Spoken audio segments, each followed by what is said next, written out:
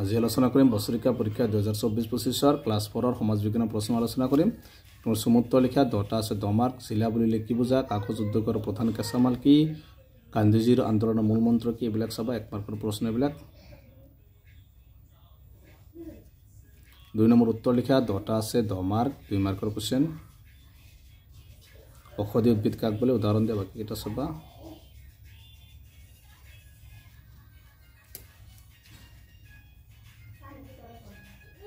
বাকি এটা চাবা।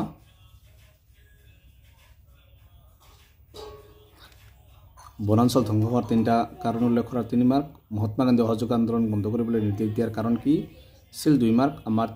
অসমৰ তেল শোধনাগাৰত থকা 3খনৰ নাম লিখা 3 মাৰ্ক। শোণিতপুৰ জিলাত অৱস্থিত 3টা কীৰ্তিচিহ্নৰ নাম লিখা ইয়াত আছে 3 মাৰ্ক।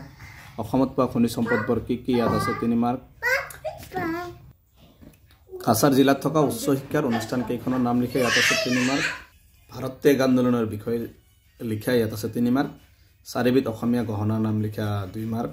কোৱেশ্চন কেইটা চাবা।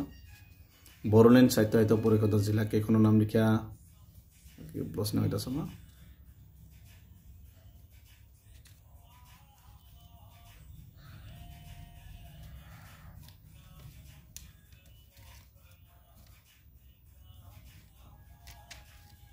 সমুদ্ৰকা লিখা আছে যিকোনো 3টা। শ্ৰী সূৰ্য পাহাৰ বন সম্পদ গুৱাহাটী অসমৰ চাহ উদ্যোগ। কংহৰ লগত খংহ মিলোৱা এটা আছে 2 মাৰ্ক আছে। খালি ঠাই পূৰ কৰাত আছে 4 মাৰ্ক। ইংৰাজীৰ পৰা অসমীয়া প্ৰতি শব্দ লিখা ইয়াত আছে 2 মাৰ্ক আছে। প্ৰকল্প বিদ্যালয় মতে 15 মাৰ্ক। এটা আছিল ক্লাছ 4ৰ আজিৰ হৈ যোৱা সমাজ বিজ্ঞানৰ প্ৰশ্ন। আজিৰ ভিডিঅ'খিনি